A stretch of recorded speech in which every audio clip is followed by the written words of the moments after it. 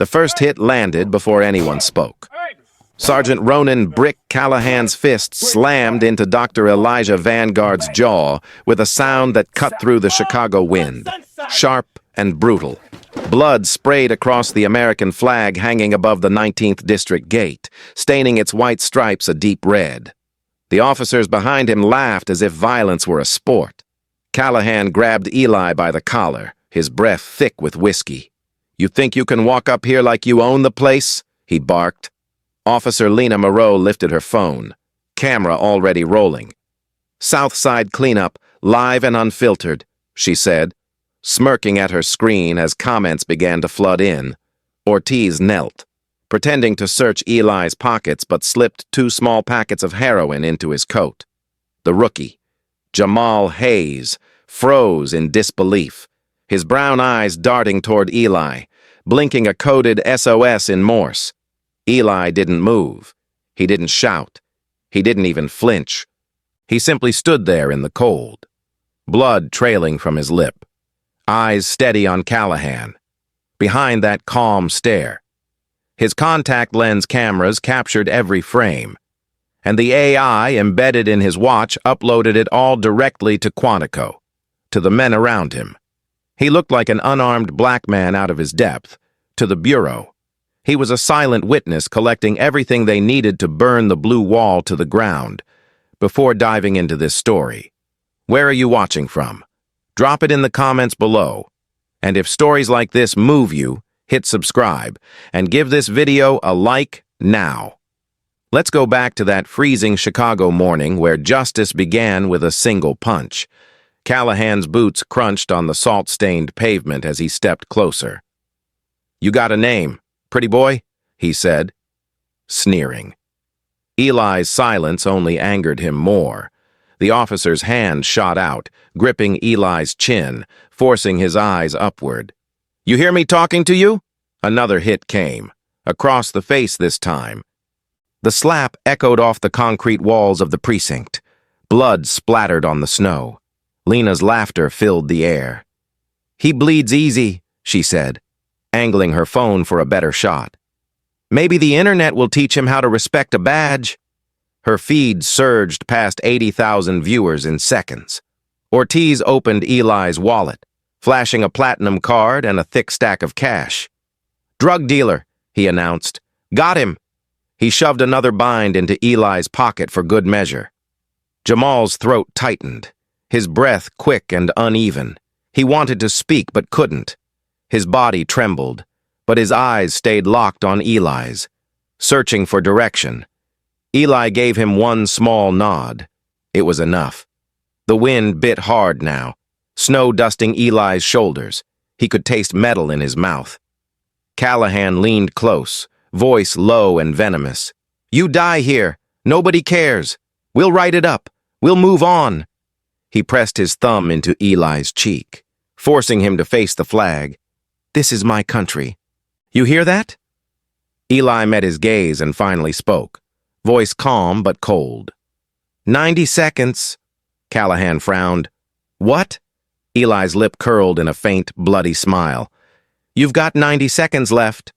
The words were so quiet the others almost missed them. Ortiz looked up, confused. Lena lowered her phone for a moment. Jamal blinked again, realizing something was coming, inside the precinct, behind bulletproof glass. The front doors swung open. Captain Sofia Delgado stepped out, her breath fogging in the bitter air. She froze at the sight, her officers circling a bloodied man. The flag streaked red, the phones out, streaming. "What the hell's going on out here?" she demanded. Callahan turned toward her, unbothered. "Got a trespasser. Cap? Might be dealing. We're taking care of it." He raised the wallet, flashing the cash like proof. Sophia's eyes locked on the wallet's texture, dark green alligator skin, a model she'd seen before. Her stomach turned cold. "Brick," she said quietly. "Drop it." He laughed. "You serious? It's evidence." He flipped it open to show her. The laughter died. Inside gleamed a gold FBI badge beside a document sealed with the emblem of the city of Chicago. The title read, Appointment of Dr. Elijah Vanguard as Chief of Police. Chicago. For a long second, nobody moved. The cold wind howled through the gate, lifting the torn edge of the flag. Callahan's face drained of color. Lena's phone slipped from her hand and hit the ground. Screen cracked, but still live. The chat exploded with disbelief, comments flooding in. That's the new chief. Oh my God, they hit the chief. Jamal's breath came out in a shudder. He whispered, Sir, barely audible. Eli raised his head slowly, his voice carrying across the yard. Captain Delgado, he said evenly, you are relieved of duty effective now. I'm in command.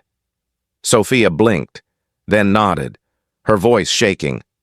Yes, sir. Callahan stumbled back, muttering, No, this can't. He looked around for backup, but every officer watching from inside had frozen at their windows. Eli took one step forward, cuffs still cutting into his wrists. You wanted to see who owned this house, he said quietly. Now you know. His voice was low, deliberate, and each word landed like a hammer. Ortiz backed away. Novak lowered her rifle. Jamal dropped to one knee, eyes wide with guilt and relief. The LED billboard across the street flickered, then came to life. FBI logo. Then live footage of the assault streaming from Lena's phone. Millions of viewers now watched what had begun as a simple act of arrogance. Eli stood taller, shoulders squared, blood drying on his cheek. He turned toward the flag still stained from his blood, eyes fixed on it like a man looking through time.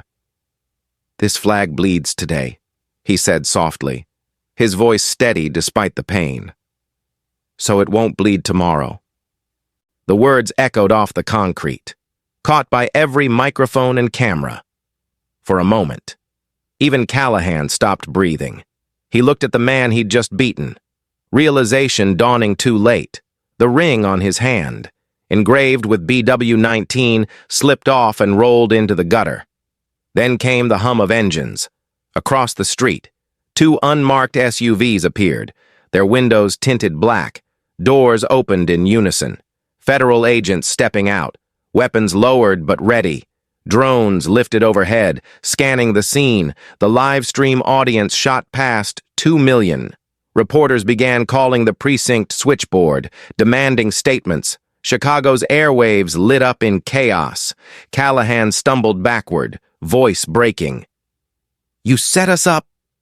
Eli's answer was calm, almost gentle. No, Sergeant, you set yourself up. I just pressed record. His watch pulsed once more, transmitting the last packet of data, the assault, the drugs, the names, all of it locked, encrypted, and archived. Behind him, Sophia whispered, Dear God. The agents crossed the street.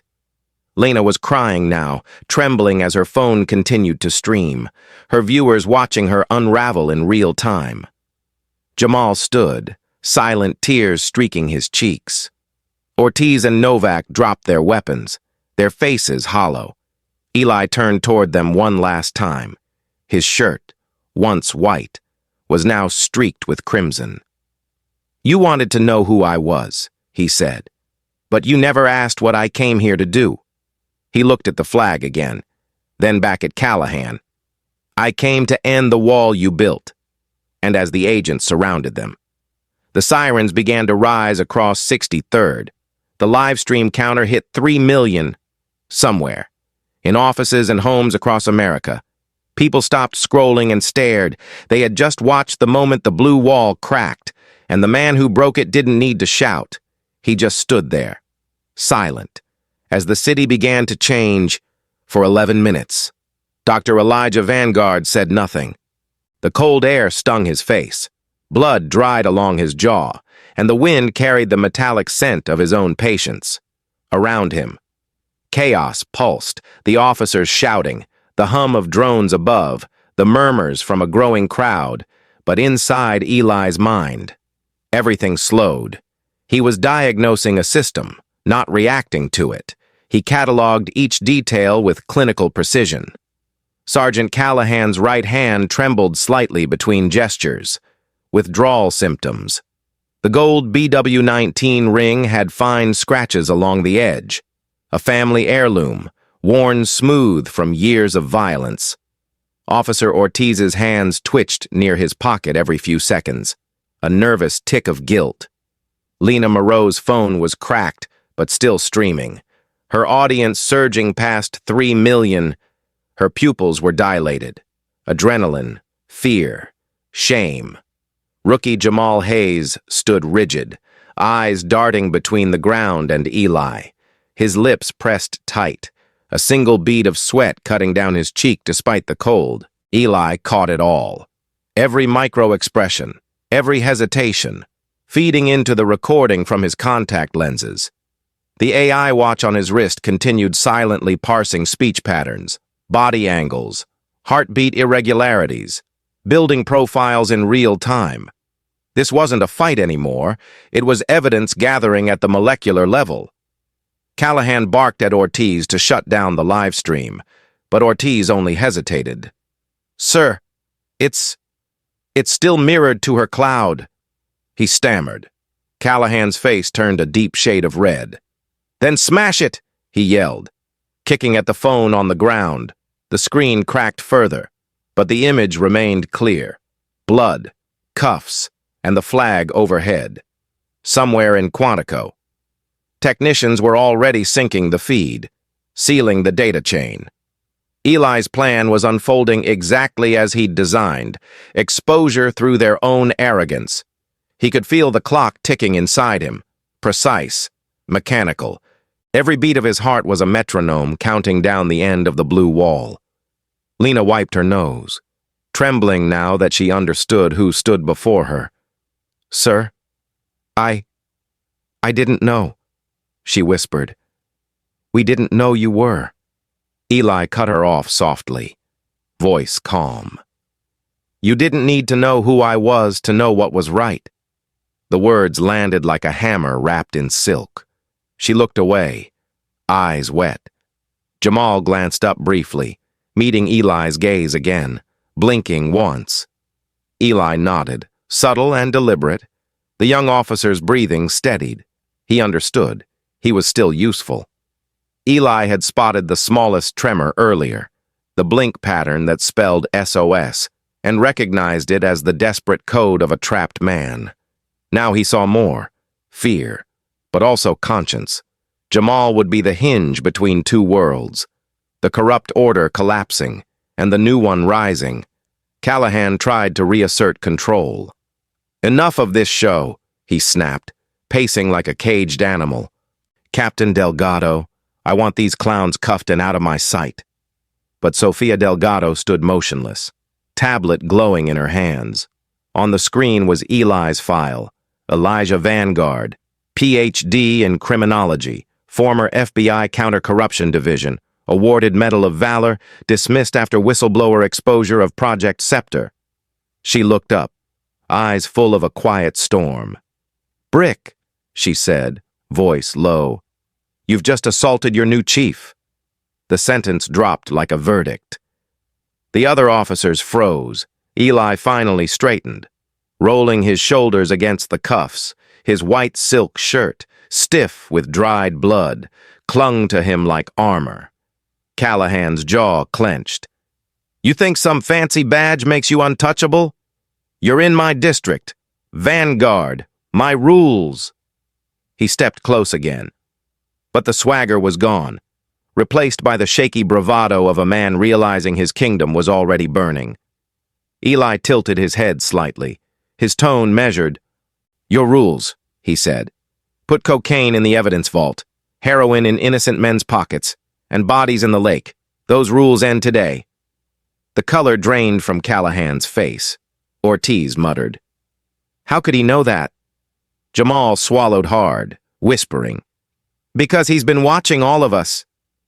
Eli's gaze turned toward him for a fraction of a second. Acknowledgement.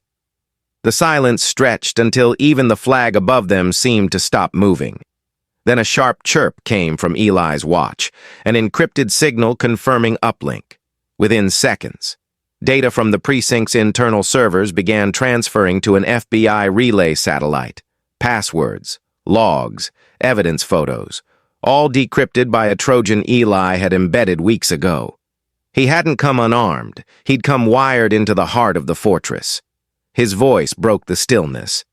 "Every corrupt transaction you've made in the past 3 years," he said. "Every kickback, every overdose covered up, every falsified report, it's all in federal hands now." He turned his head slightly, and the watch camera caught Callahan's face tightening in horror.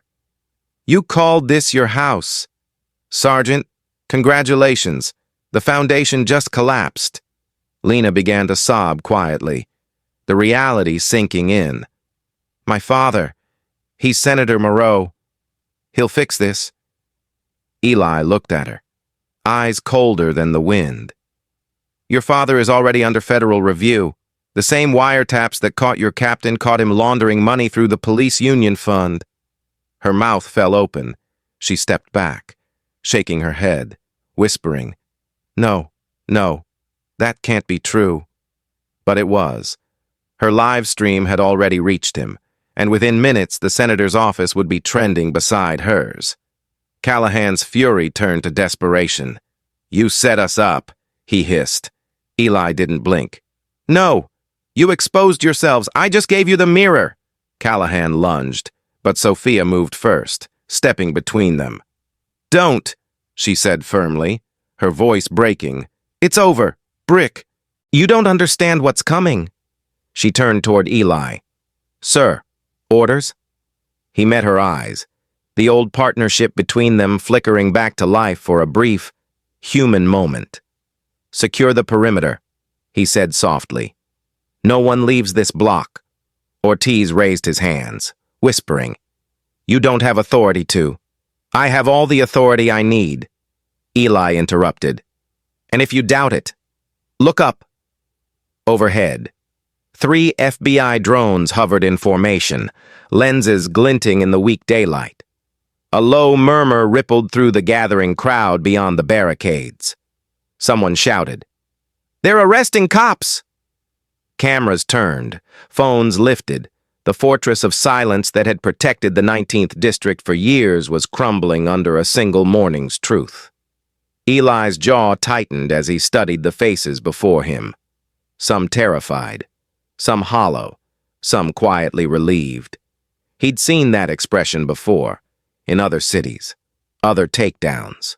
The moment people realized corruption wasn't a shield, but a cage. He tasted iron on his tongue and wiped the last trace of blood from his lip with the back of his hand. "You've mistaken fear for respect," he said to Callahan, voice even, "and silence for loyalty. But I've built systems on both, and I know how easily they break." Lena dropped to her knees. Clutching her head, Ortiz leaned against the wall, muttering prayers in Spanish. Jamal lowered his gaze, whispering, "It's over." Eli heard it but didn't respond. He looked instead at the cracked concrete beneath his feet, the same steps where he'd once arrested cartel lieutenants under the Bureau's banner. Now he was taking down a cartel that wore uniforms. From the distance came the sound of approaching engines, the deep growl of armored vans. FBI Alpha response was minutes away. Callahan heard it too. His voice trembled. "You're going to destroy the department." Eli shook his head. "No, Sergeant, you already did. I'm just cutting out the infection." He stepped forward, close enough to see the fear in the man's eyes. "You called me brother once, back when we shared a case. You forgot what that word means." Callahan opened his mouth, but nothing came out. Eli turned to the flag one last time. The blood stain had darkened, half frozen in the cold. He stared at it for a long moment, then whispered to himself, "A system can't heal until it bleeds." Then, louder, "Captain Delgado, initiate lockdown protocol. No communication in or out. Sophia lifted her tablet and tapped the command. The precinct lights flickered, then went dark, for the first time that morning. Eli exhaled. His voice was calm, quiet, final. This city has lived too long behind a wall of blue. Time to tear it down, brick by brick. And as the sirens closed in, his watch confirmed the last transmission, Operation Clean Shield, active. The courtyard of the 19th District stood in stunned silence as the last echo of Eli's command faded. Then, like a slow tide, chaos surged back. The front doors burst open, officers poured out, faces pale, trying to understand what had just happened. The LED screen across the street blazed brighter, switching to a live FBI feed showing the assault replayed from multiple angles. Lena's phone, Jamal's body cam, and a drone overhead. The caption read, "Federal Operation Clean Shield, active." Callahan's name appeared first on the list of implicated officers, followed by Ortiz, Novak, and Lena. The crowd outside the gate erupted with shouts. Cell phones flashing, reporters arrived in unmarked vans. Within minutes, the South Side's morning traffic turned into a blockade of spectators. Sirens wailed from every direction. Yet in the center of it all, Eli Vanguard stood still, blood still drying on his collar, his expression unreadable. He raised his hand once, and his voice carried through the cold air. "Lockdown 63rd through 67th, no one leaves the zone." Delgado's tablet lit up. With one command, every exit gate sealed shut, squad cars ground to a halt. Inside the building, officers tried to contact dispatch, only to hear static. The network had gone dark. Eli's calm was surgical. He turned toward Sophia, voice low but steady. "Alpha SWAT on rooftops, eyes on every window, no weapons drawn unless fired upon." Sophia hesitated for a breath, then nodded. Her voice crackled through her radio. "All units, lockdown protocol confirmed. We're under federal authority. Nobody makes a move without clearance." Around them, uniformed men and women shifted uneasily, realizing their world had just flipped. The chain of command they'd trusted had been severed, and the man they'd brutalized now stood at its top. Eli's watch vibrated. A coded alert from Quantico, full transmission complete, live public feed in progress. Across the LED screen, the numbers of viewers climbed past 5 million. Callahan's composure broke. "You think you can hijack my district?" he barked. "You're finished. Vanguard, the Union won't let this stand." He pointed at Lena, who trembled, mascara streaking down her cheeks. "You, shut that camera off." But the camera was already beyond her control. Eli took one step toward him.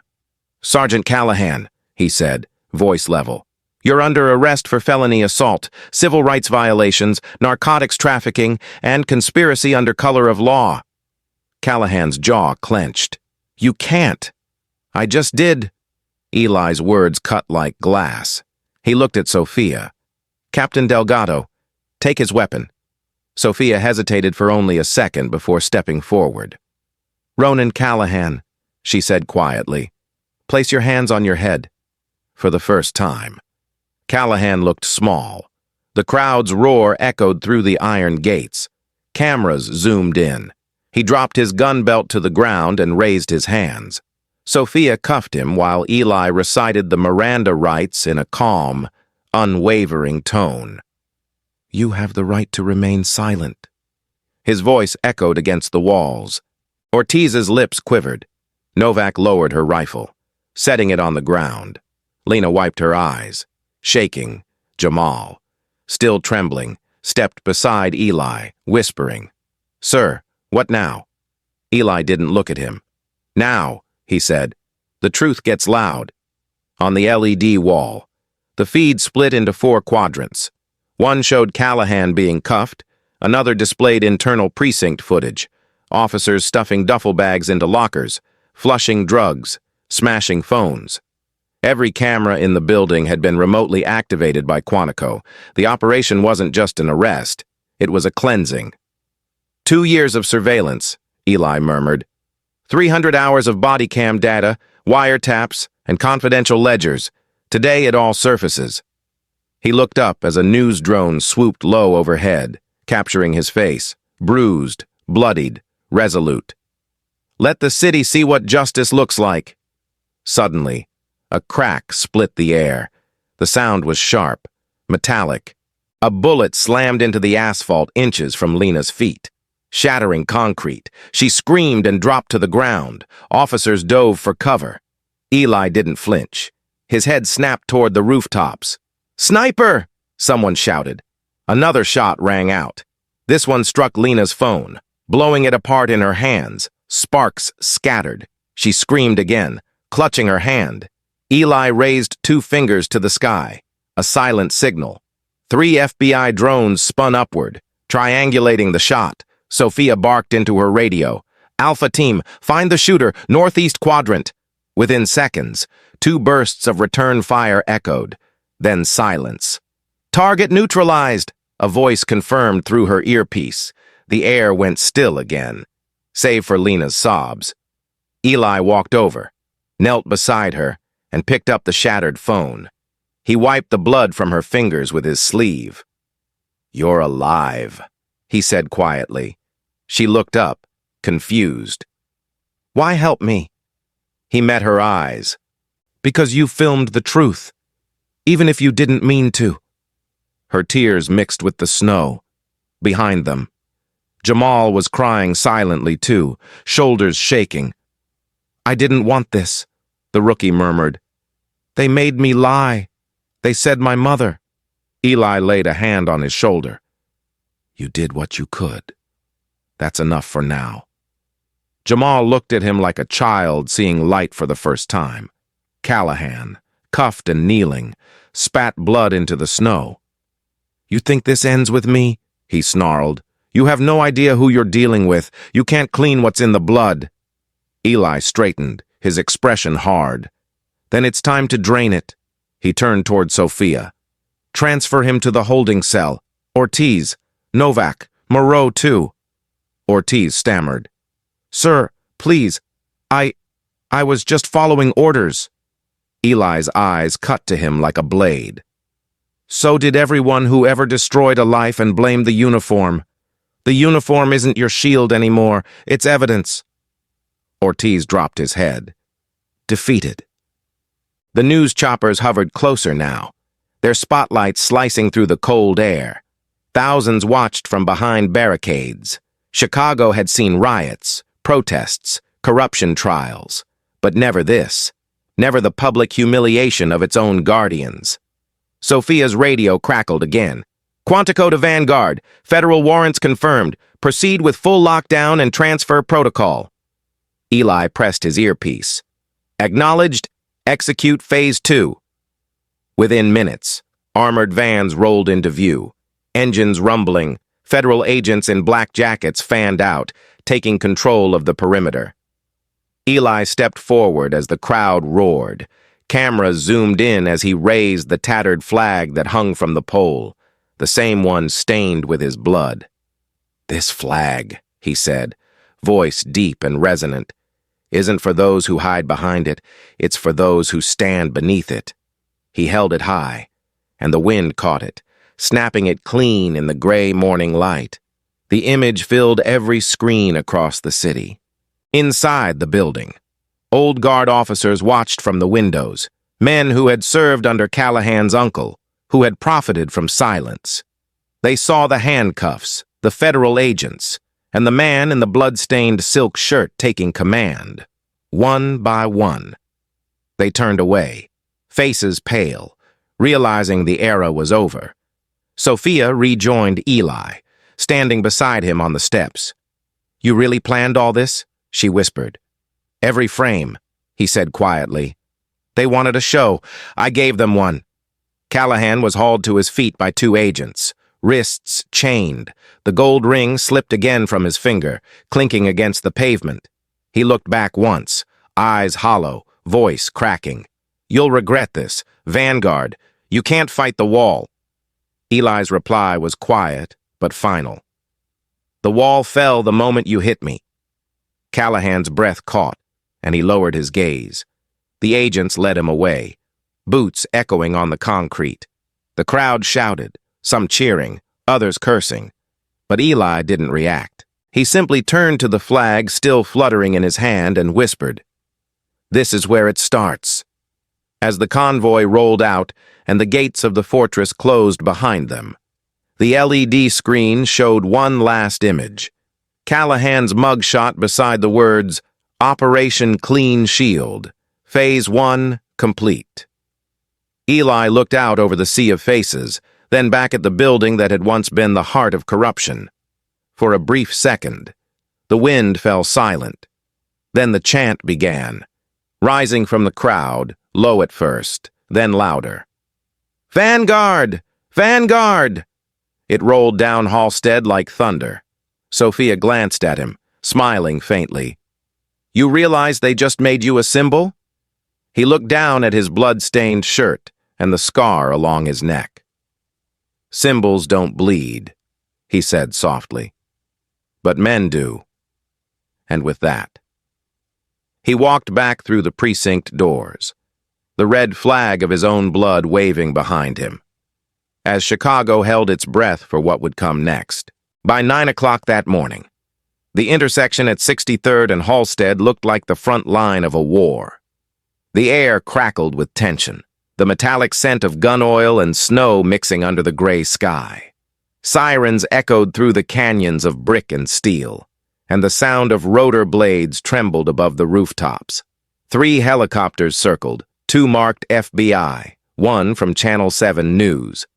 Cameras zoomed down on the blood-stained concrete where Sergeant Ronan "Brick" Callahan now knelt, handcuffed, head lowered, his once booming voice reduced to mutters of disbelief. Dr. Elijah Vanguard stood before him, tall and still, his silk shirt stiff with dried blood. In one hand, he held the American flag that had caught his blood hours earlier, its edges frozen and crusted crimson. Behind him, armored vans lined the street.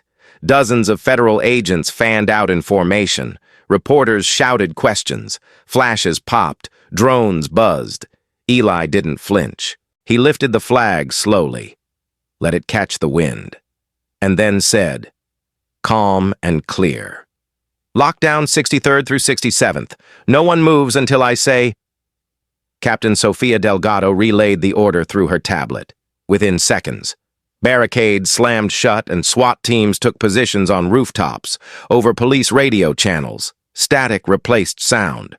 The 19th district was sealed. No exit, no escape, not for anyone wearing a badge. Callahan tried to keep his dignity. "You don't know what you're doing. Vanguard, you're turning this city against itself." His voice shook as he spoke. Eli looked down at him, eyes cold. "No.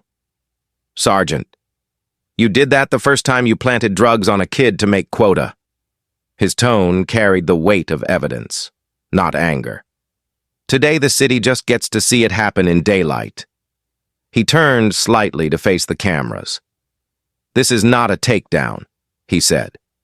"It's a diagnosis. The system doesn't die from exposure. It heals from it." Sophia stood at his side, jaw tight, watching the old precinct officers inside press their faces to the windows. They looked ghost pale, the reflection of the LED screen flickering across their glassy eyes. On that massive screen across the street, the FBI feed switched to a split view. Callahan on his knees, Ortiz and Novak being lined against the wall by agents. Lena Moreau crouched beside an ambulance, her hands shaking as medics wrapped her palm from the sniper's earlier shot. The crowd outside swelled past 5,000, corralled behind barricades. Signs rose from the chaos, some reading "Justice for the South Side," others "Vanguard for Mayor." Eli ignored the noise. He motioned to the agents. "Read them their charges." One by one, the indictments were announced: assault under color of law, narcotics trafficking, evidence tampering, perjury, racketeering. Each word hit like a hammer. Cameras captured everything, the image streaming across America. In the control rooms at Quantico, analysts pushed the feed to every major network. By 9:07 a.m., every television from Chicago to D.C. was showing the same scene, a fallen police empire collapsing in real time. Callahan's breathing grew heavier. His lips moved soundlessly, maybe a prayer or a curse. Lena cried openly, muttering that she hadn't meant for it to go this far. Eli's voice broke through. "You filmed the truth," he said. "Don't apologize for light." She looked up at him, eyes red. "My father will bury you for this," she whispered. He looked away. "Your father's name is already on the list." Then he turned back to Callahan. "Stand up." Callahan hesitated, then rose unsteadily to his feet. Eli held the flag in one hand, the other clasped behind his back. "Do you know what this flag means?" he asked. Callahan's voice was barely a whisper. "It means power." Eli shook his head. "It means responsibility. Power is what men like you steal when they forget what they swore to protect." He stepped closer until they were face to face. The camera zoomed in. "You hit me once to prove you owned this ground," Eli said quietly. "Now you'll walk off it in chains." Callahan's throat tightened, tears welling despite himself. "You don't understand. Vanguard," he muttered. "We built this place on loyalty." Eli's reply came sharp as winter glass. "No, Sergeant, you built it on fear." As Callahan was led away, a chant began from the crowd, soft at first, then louder, rolling down Halstead like thunder. "Justice! Justice! Justice!" Eli's eyes flicked upward toward the rooftops. SWAT snipers gave a thumbs up. Clear. He exhaled slowly, the breath fogging in the cold. "Sophia," he said, "send the list to federal court. No leaks, no mercy." She nodded and began transmitting. The tablet flashed green. File received, encrypted, confirmed. Operation clean. Shield, Phase 2. Authorized. The agents formed a line behind Eli as Ortiz. Novak and Lena were marched forward. Ortiz was mumbling prayers under his breath. Novak stared straight ahead, pale, eyes distant. Lena tried to speak again, but Eli cut her off gently. "Save it for the courtroom." She flinched at the word, as if it burned. The agents pushed them toward the transport vans. Eli turned to Jamal, who stood near the flagpole, still trembling. "Officer Hayes," he called. Jamal stepped forward, hesitant.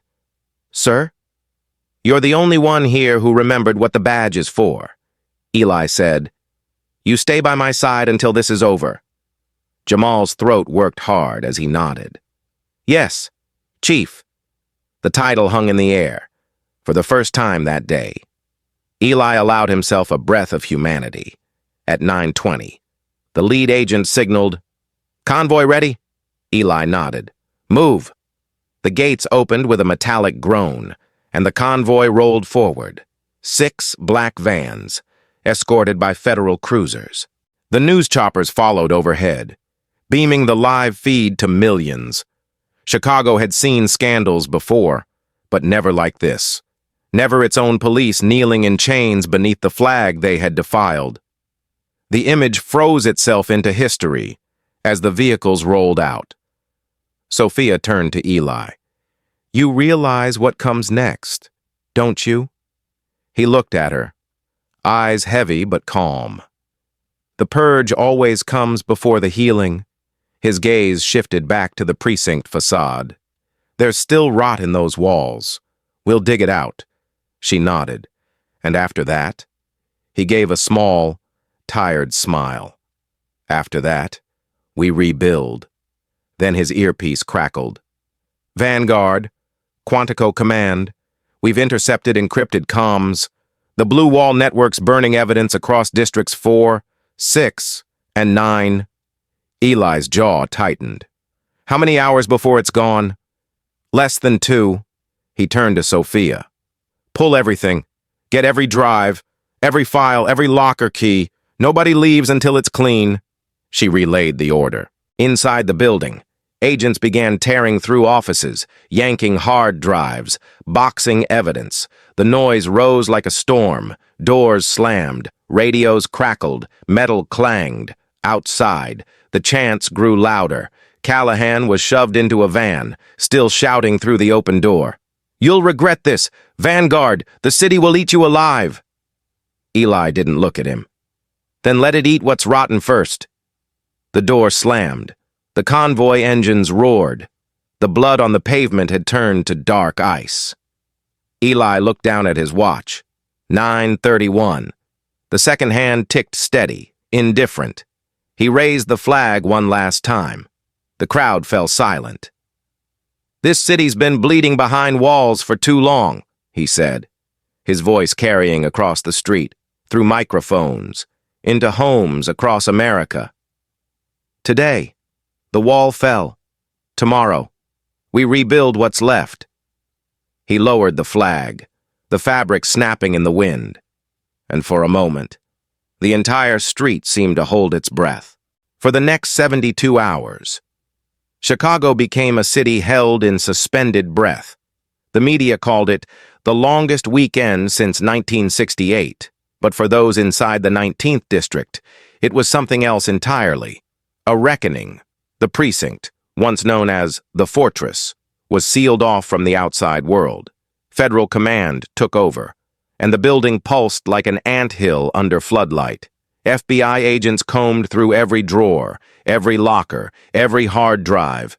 Drones buzzed through hallways, scanning evidence tags. Dozens of officers were led out in cuffs, their badges bagged in plastic. The corridors reeked of sweat and panic. Dr. Elijah Vanguard moved through it all with the quiet precision of a surgeon dissecting rot from bone. He barely slept, sustained only by black coffee and determination. His shirt, once white, now bore faint brown stains where blood had dried and refused to wash out. Every step he took echoed authority, and even the guilty bowed their heads when he passed. At dawn, on the first day, Operation Clean Shield went live. Federal raids unfolded across the city. Bridgeport, Pilsen, Englewood, the old district houses. Cameras captured dawn-lit arrests. Officers dragged from their homes in pajamas. Faces pressed to wet pavement. 14 were taken alive. 3 didn't wait for the knock. 1 left a note taped to his garage wall. "The blue wall ate me." It became the headline by noon. By evening, agents found 420 kilograms of cocaine hidden in the 19th's evidence vault, wrapped in department-sealed bags.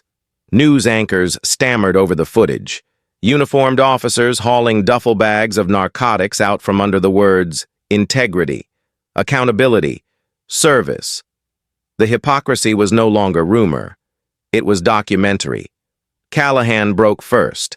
After 20 hours in isolation, he demanded to speak. He looked smaller without his uniform, his voice cracking when he asked for a cigarette. "You think I built this?" he rasped. "No, it built me. I was born in it." Then he started naming names. 42 officers across 5 precincts, 2 deputy chiefs, 1 city prosecutor, and 1 senator. Moreau, Lena's father, the man who had smiled for cameras and called corruption a myth of the angry poor. Eli listened in silence as the names poured out. Each one cross-checked, verified, entered into sealed evidence. Every confession was time-stamped, transcribed, archived.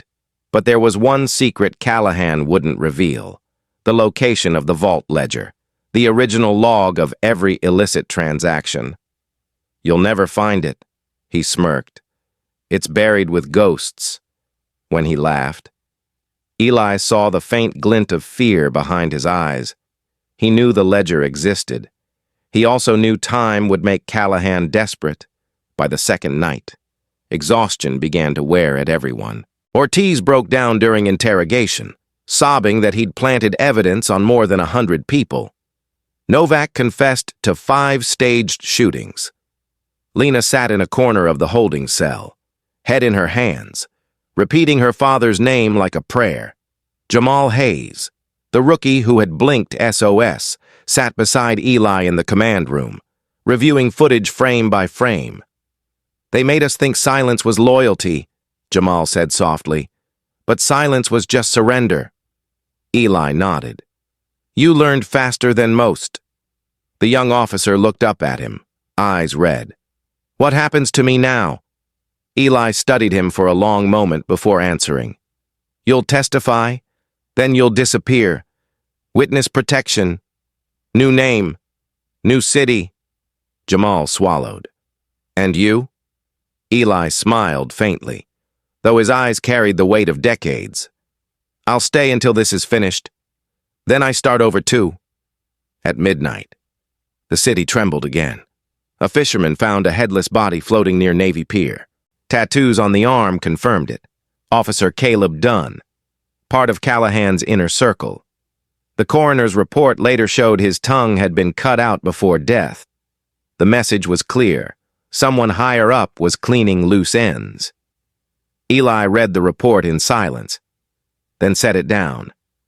"They're panicking," he said. Sofia Delgado sat across from him, rubbing her temples. "We're running out of time." "No," he said quietly. "They are."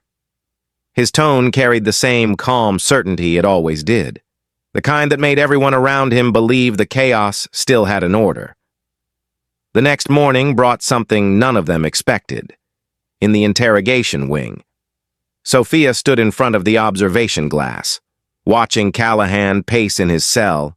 He'd spent hours muttering, hands trembling, jaw twitching.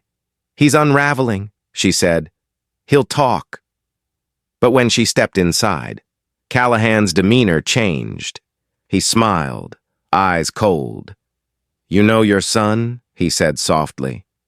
"Malik, right? 16? I saw him once, after practice. Nice kid." Sofia froze. "What did you just say?" Callahan leaned closer, lowering his voice. "You think you're safe behind your badge? Everyone has a pressure point. Captain, the wall might be falling, but I still know how to hit where it hurts." Sofia's vision blurred with rage. Before anyone could stop her, she drew her service pistol and fired. The bullet shattered the reinforced glass but missed his head by 3 centimeters. Alarms blared. Eli was there within seconds, grabbing her wrist. "That's enough," he barked. "He wins if you lose control." She was shaking, breath ragged. "He threatened my boy, and now he knows he can't," Eli said, lowering her weapon gently. "We don't revenge. We rebuild." Tears welled in her eyes as she whispered, "How do you keep it together?" He met her gaze, voice soft. "Because I already lost everything once. Now I only have purpose." Outside, the media frenzy hit fever pitch. Every network played the footage of Eli's blood-stained shirt and the arrests in slow motion. Talk show hosts debated his methods. Politicians called him a tyrant, a hero, a traitor, a savior. The White House issued a statement supporting federal oversight.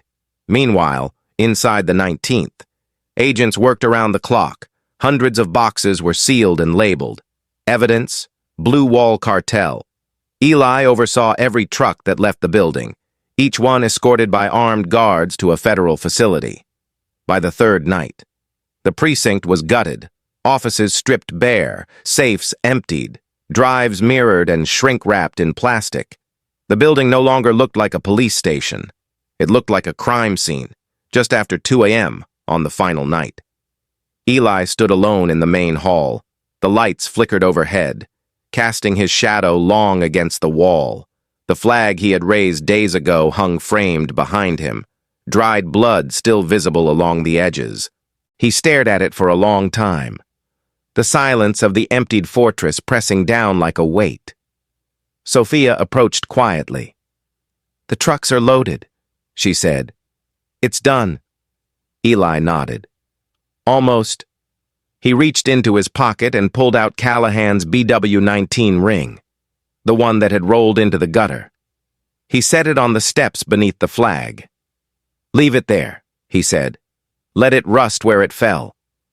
Then he turned to her, voice lower now, almost weary. "Sophia, when this goes to trial, it's going to rip the city open. Old alliances, old debts, they'll all come for me." She gave a tired smile. "You always did like impossible fights." He looked at her, and for a brief second, the unspoken history between them flickered. Partners once, now allies bound by scars. "You did good," he said quietly. "You kept your integrity when everyone else sold theirs." She shook her head. "No. Eli, you reminded me it was still worth something."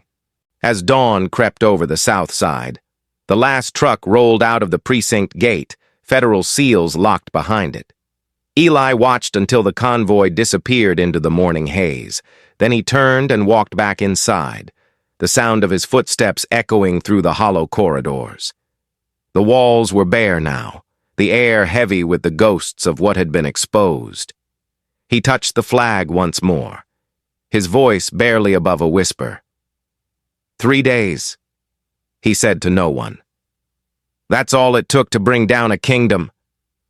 And as the sun rose over 63rd and Halstead, the 19th district, once the symbol of fear, stood silent, emptied, and stripped of its power. The fortress had fallen. In its place, a new foundation waited to be built. The federal courtroom was packed to capacity. Cameras lined the back wall, reporters filled every seat, and the silence carried the weight of a nation holding its breath. It had been 4 months since the fall of the 19th district. And now, the final reckoning had arrived. Dr. Elijah Vanguard stood at the witness stand in the same white silk shirt he had worn that morning on Halstead, cleaned, pressed, but with the faint trace of a dark stain beneath the collar. The blood had been preserved under glass, a symbol of what the city could no longer deny. He looked calm, composed, his voice steady as he spoke into the microphone. "I didn't come to destroy the department," he said. "I came to remove the disease that was killing it." The jury, 12 ordinary Chicagoans, listened in rapt silence. Across the aisle sat Ronan Brick Callahan, thinner now, shackled at the ankles, eyes sunken but still burning with stubborn pride. When Eli glanced at him, Callahan looked away. The evidence was overwhelming. Videos, body cam feeds, ledgers recovered from encrypted drives, Callahan's own taped confessions. Still, the defense tried to paint him as a scapegoat, a soldier abandoned by the system he'd served. But every word rang hollow under the weight of the truth. Federal prosecutors walked the jury through a labyrinth of corruption, falsified overtime records, drug seizures that vanished from inventory, protection payments to local gangs, bribes routed through the police union, and ghost officers paid for years after they were dead. It wasn't one bad apple. It was an orchard long rotten at the roots. When the verdict came, no one spoke. The foreman rose, voice trembling. "We find the defendant, Sergeant Ronan Callahan, guilty on all counts. 25 years in federal prison, $42 million in restitution to the victims' families and community funds." The number hit like thunder. Callahan's jaw clenched. His hands twitched as if he wanted to break something but couldn't even break his own chains. From the gallery came the soft sound of sobbing. His wife, his brother. Maybe ghosts of men who'd thought themselves untouchable. Eli didn't gloat. He only nodded once, as if acknowledging that justice was never triumph, only closure. Next came Lena Moreau. The young officer sat small and broken at the defendant's table, her once glossy hair pulled into a tight bun, makeup gone, eyes red. The prosecutor read her charges: obstruction of justice, conspiracy, tampering with evidence. She cried openly when the judge read the sentence: 7 years in state prison. Her mother collapsed in the gallery, outside the courthouse. Her father, Senator Moreau, announced his resignation minutes later, citing family tragedy. Eli watched it all in silence when Lena passed him, escorted by marshals. She stopped for half a second. "I'm sorry," she whispered. "I know," he replied softly. "Use the time to become who you pretended to be." Ortiz and Novak followed, each receiving 15-year sentences after confessing to 5 staged homicides and dozens of planted cases. Their testimonies were full of excuses, orders, pressure, loyalty. But Eli didn't speak during their pleas. He had heard it all before. Loyalty, he thought, was the shield of cowards when truth becomes inconvenient. The last to stand was Jamal Hayes, the rookie. The court recognized his cooperation, the SOS signal that helped expose the operation. 18 months, time served, witness protection. He would leave Chicago under a new name, start over somewhere the ghosts couldn't find him, before being escorted out. He approached Eli, hand shaking as he extended it. "You saved me, sir." Eli shook it firmly. "No. Jamal, you saved the city." The cameras caught that moment. The handshake that became the photo of the day, a symbol of rebirth between the past and the future. When Eli returned to the stand for his final testimony, the judge leaned forward. "Dr. Vanguard," she said, "you've dismantled a criminal empire inside law enforcement. What do you hope comes of this?" Eli paused, his voice even but weighted with emotion. "I don't want vengeance," he said. "I want a system that never births another Callahan. I want young officers to see justice not as an enemy but as a mirror. And I want this city to finally understand that accountability is not hatred. It's love in its hardest form." His words filled the courtroom, resonating beyond the walls. The stenographer's hands trembled slightly as she typed, when the gavel finally fell. The reporters rushed the steps outside. Eli emerged into the gray Chicago afternoon, cameras flashing like lightning. He didn't stop for interviews. He stood before the courthouse steps, looking out at the crowd, citizens, officers, journalists, families of victims. The wind lifted his silk shirt, brushing against the scar along his neck. The dried blood beneath the collar looked almost like a medal. He raised his hand once, not in triumph, but in acknowledgement. "This isn't my victory," he said quietly, voice carrying through the microphones. "It's our responsibility." The crowd erupted, some cheering, some weeping, but he turned away before they could make him a hero. As Callahan was dragged away in leg irons, he shouted hoarsely, "You think they'll love you for this? Vanguard? They'll come for you next." Eli didn't turn around. "Then let them come," he said. "I've already bled for the truth." Callahan's words were swallowed by the roar of the crowd as he disappeared into the transport van. That night, the city glowed under a rare calm. News anchors spoke his name across every major network. The Justice Department announced new federal oversight of the Chicago Police Department. The governor called Eli personally, offering him a medal. He refused it. "I didn't do this for ceremony," he said. "I did it so I could sleep again." Alone in his apartment, he looked out over the South Side skyline, the same horizon where he'd once been beaten beneath a flag. He touched the scar on his neck, exhaled slowly, and whispered, "We're not healed yet, but we're breathing." And for the first time in years, that was enough. 1 year later, the 19th District was no longer called the Fortress. The new sign above the front gate read, Vanguard Academy, Center for Ethical Policing and Community Justice. The brutalist concrete had been softened with glass panels, open classrooms, and murals painted by local students. Where armored trucks once parked, children now played basketball on weekends. The air no longer smelled of fear or smoke. It smelled of coffee from the corner cafe and spring rain off Lake Michigan. Inside the lobby stood a bronze statue of Dr. Elijah Vanguard, his right hand resting on the blood-stained flag preserved behind glass. The plaque beneath read, "He took a punch so Chicago could stand up." Every morning, visitors stopped to touch the base of that statue, a quiet ritual of respect. And every morning, Eli arrived early, walking slowly through the halls that had once been crime scenes. He no longer wore the badge or the silk shirts that had become his signature. These days he favored simple gray suits, soft shoes, and a quiet smile that carried both peace and fatigue. His scar still curved along his neck, visible when he turned toward the light.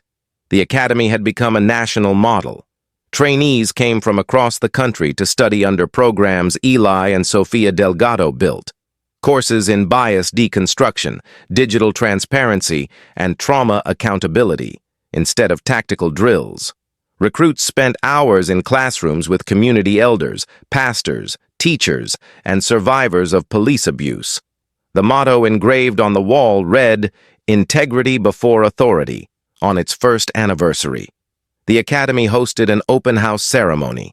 Hundreds gathered under the newly raised flag. Reporters, officers, citizens, and families filled the courtyard. Jamal Hayes, now 25 and living under a new identity, returned quietly under federal escort. He stood near the back, watching with pride. Sofia took the podium first.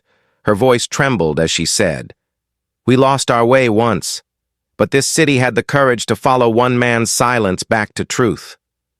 The crowd applauded softly when she introduced Eli. The noise swelled until he had to wait for it to settle. He stepped to the microphone, hands clasped, gaze sweeping over faces both familiar and new. "A year ago," he began, "this ground was soaked with blood and lies. Today, it's a school." He paused, letting the quiet sink in.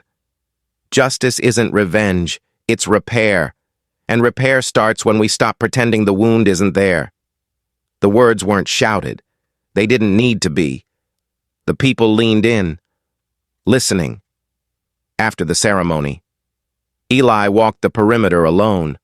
The flag fluttered above him, clean and bright, for the first time in his career. There was no static in his earpiece, no surveillance feed to check, no hidden war to fight. He was free, but it was a quiet, heavy kind of freedom. Sofia found him standing by the steps. "Governor Delgado wants you to run," she said softly. "They're drafting the announcement tonight." He smiled faintly. "I told myself I was done with politics." "You told yourself a lot of things," she said. "You didn't plan this either." He looked out at the courtyard where Jamal was talking to a group of cadets. "Maybe Chicago needs someone who's already bled for it," she added. He nodded slowly. "Maybe it does." 2 weeks later, Dr. Elijah Vanguard resigned as director of the academy and officially announced his candidacy for governor of Illinois. The slogan printed on every sign, every broadcast, every corner wall was the same phrase carved on the statue's base. "I took a punch so Chicago could stand up." The campaign wasn't loud or flashy. It was honest, disciplined, and grounded in what people had already seen him do. He visited churches, schools, union halls, and small diners across the state, speaking not about punishment, but about rebuilding trust. By fall, he led every poll. Commentators called him the man who cleaned the shield. Voters called him the man who made the city breathe again. On election night, as results poured in, the crowd at Millennium Park erupted. Eli Vanguard, the man once beaten at the precinct gates, had been elected governor of Illinois by the largest margin in 40 years.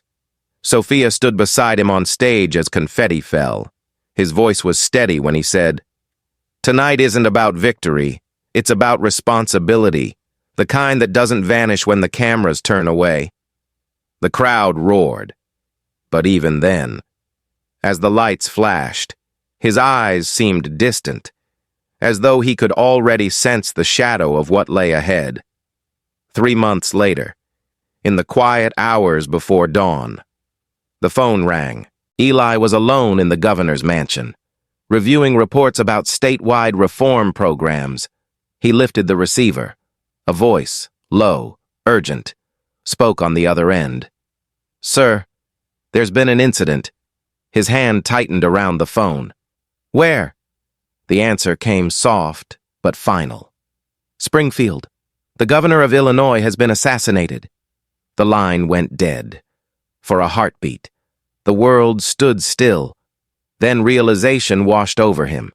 The voice wasn't describing another man. It was describing him. A threat, a warning, or a prophecy. He couldn't tell. Outside, thunder rolled across the city, and rain began to fall against the tall windows. Eli stood there, staring at his reflection in the glass. Older, weary, marked by time but unbroken, somewhere far below, in the academy courtyard. The flag he had bled on whipped violently in the wind. He whispered to himself, "If justice dies, I die with it." Then he set down the phone, straightened his jacket, and looked toward the storm. Whether it was destiny or danger waiting beyond that call, he knew one thing: the fight for truth was never over. And as the clock struck 3 in the morning, Chicago slept under the legacy of the man who had turned his blood into the foundation of a new kind of justice. The last sound in the room was the steady ticking of his watch, the same Patek Philippe that had recorded everything, and the faint echo of a heartbeat that refused to stop. Thank you for watching this story. If it moved you, please take a moment to subscribe, leave a like, and share it with someone who believes in justice.